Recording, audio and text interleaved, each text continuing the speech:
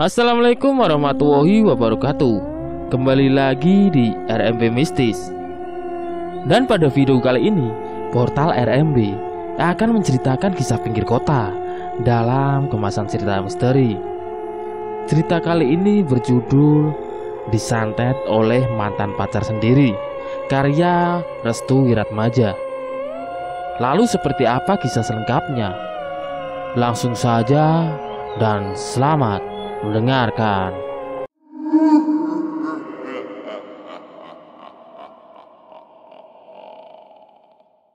Kejadian ini merupakan sebuah pengadaptasian sosial yang dialami oleh salah satu orang bernama Wati saat dirinya disantet oleh mantan pacarnya sendiri hingga berujung maut. Cirebon 2004. Wati merupakan seorang karyawan di salah satu perusahaan di kota Cirebon. Ia memiliki seorang pacar bernama Arif. Arif berasal dari Banten. Ia sendiri sedang merantau ke Cirebon, dan memang dalam perjalanan hidupnya dipertemukan oleh Wati. Mereka berpacaran di awal bulan Mei tahun 2018. Awal-awal mereka berpacaran, tidak ada satupun kendala atau masalah. Keduanya masih dalam kisah percintaan yang sama seperti yang lainnya. Namun ketika memasuki bulan ketiga mereka berpacaran, orang tua Wati meminta kepada Arif untuk segera menikahi Wati. Alasannya adalah agar hubungan mereka bisa segera halal dan menjadi pasangan yang sah. Akan tetapi, saat itu Arif belum siap, dikarenakan dirinya masih banyak tuntutan dari keluarganya sendiri. Alhasil, orang tua Wati pun meminta kepada Arif untuk tidak berhubungan lagi kepada Wati sampai benar-benar dirinya siap untuk menikahi Wati. Arif merasa aneh dengan pola pikir orang tua Wati yang tidak sesuai dengan jalan hidupnya. Orang tua Wati juga meminta mahar yang sangat besar. Karena memang sudah sangat mencintai Wati, Arif pun meminta kesempatan kepada orang tua Wati agar bisa menikahinya. Orang tua Wati pun mengabulkan permintaan Arif, dan ia diberi waktu 2 bulan agar bisa mengumpulkan mahar untuk bisa menikahi Wati. Dengan hati yang masih kecewa, Arif tetap harus bekerja agar bisa menikahi Wati. Dirinya juga rela lembur seharian agar bisa mengumpulkan mahar yang ditetapkan oleh kedua orang tua Wati terhadap dirinya. Bulan pertama saat Arif mengumpulkan mahar masih berjalan lancar. Arif juga tampak bersemangat saat dirinya mengumpulkan sedikit demi sedikit pundi-pundi uang. Namun tidak bagi bulan kedua. Arif merasakan kehancuran saat dirinya mengetahui kalau Wati ternyata telah dilamar oleh seseorang. Wati dilamar oleh seseorang yang kebetulan lebih mapan dari Arif sendiri. Hati Arif sangat hancur saat mengetahui pemberitaan itu. Bahkan dirinya tidak bisa berbuat apa-apa. Tubuhnya terasa mati seketika. Jiwanya menjadi hampa dan semangat pun semakin redup. Pengkhianatan yang dilakukan oleh kedua orang tua Wati memberikan luka mendalam bagi Arif sendiri. Di saat dirinya sedang berjuang untuk mendapatkan Wati, kini seluruh kenyataan hidupnya telah hancur berantakan akibat pengkhianatan yang dilakukan oleh kedua orang tua Wati.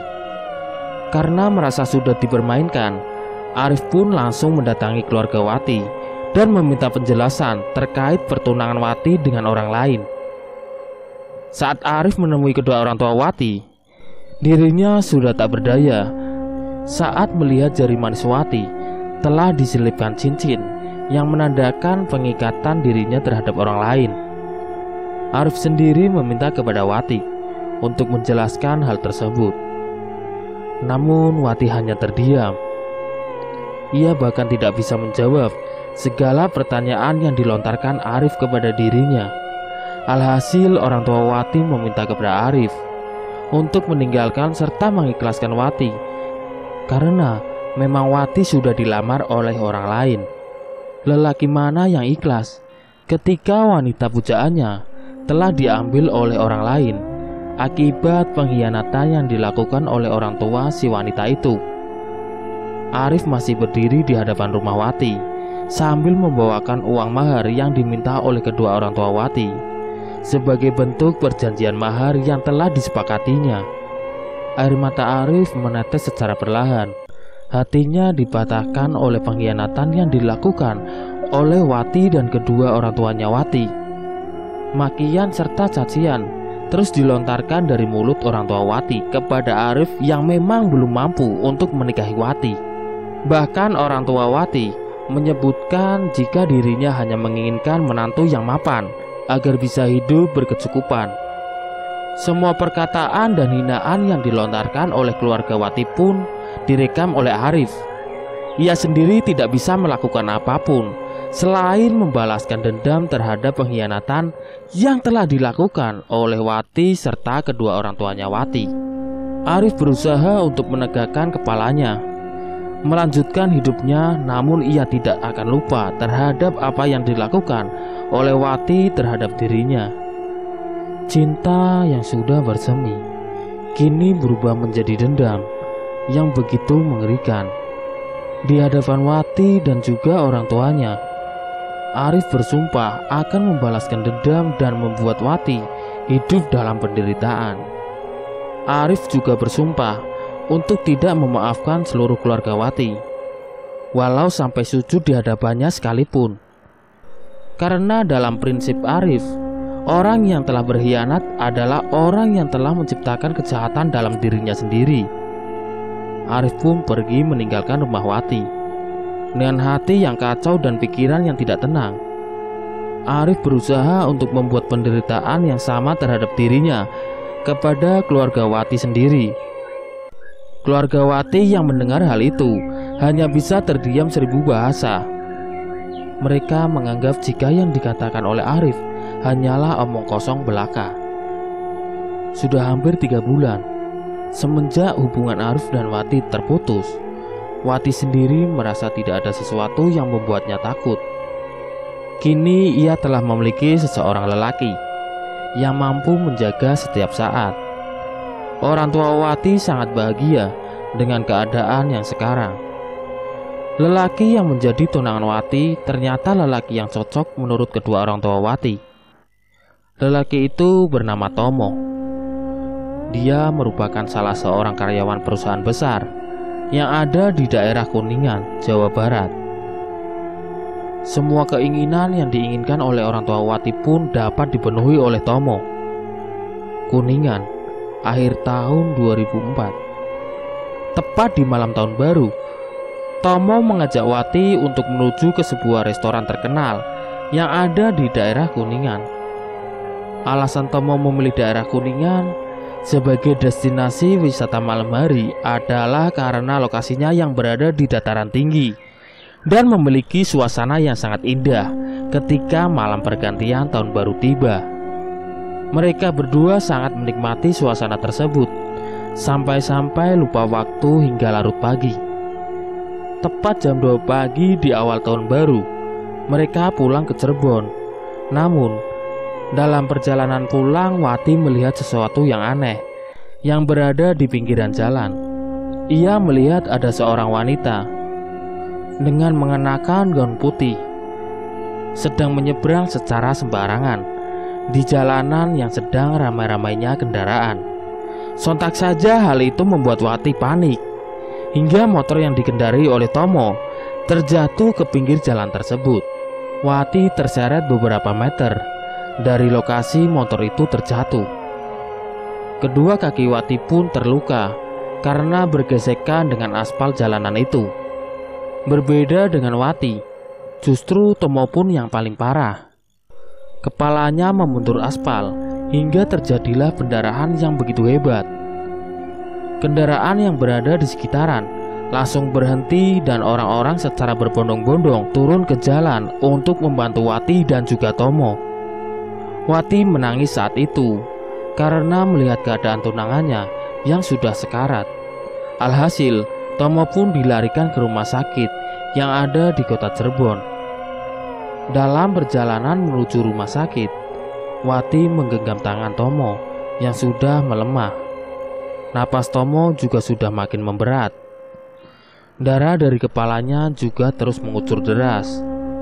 Hingga akhirnya dalam perjalanan menuju rumah sakit, Tomo pun meninggal dunia.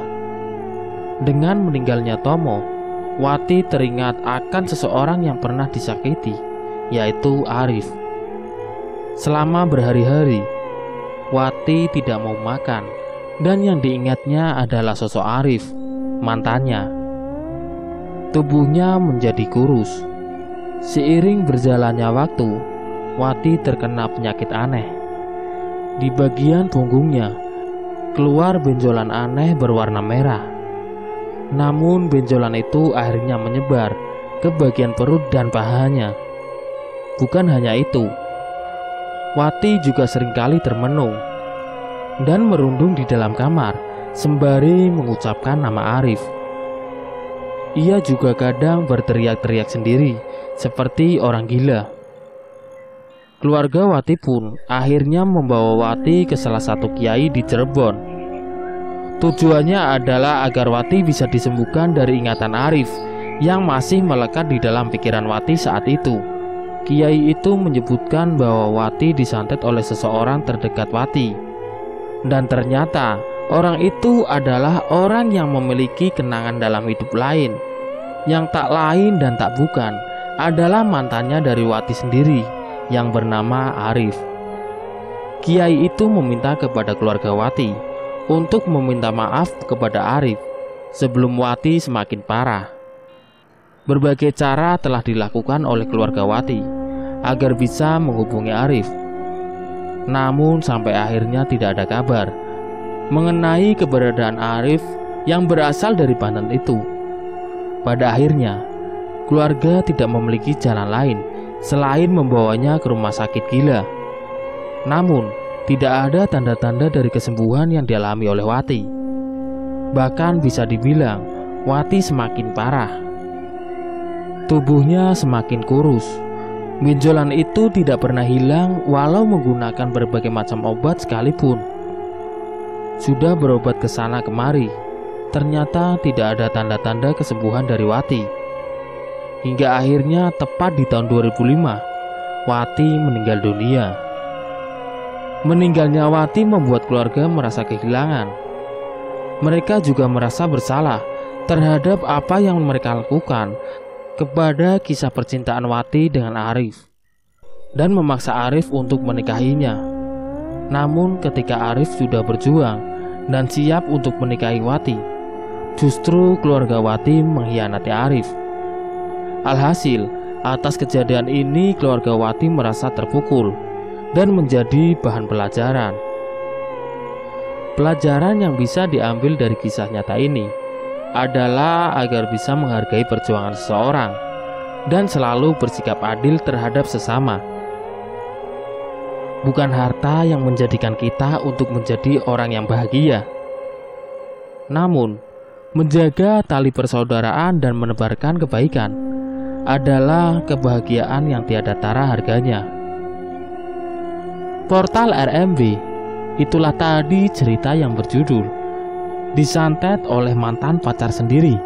Nantikan cerita-cerita menarik lainnya di konten berikutnya. Sekian. Wassalamualaikum warahmatullahi wabarakatuh.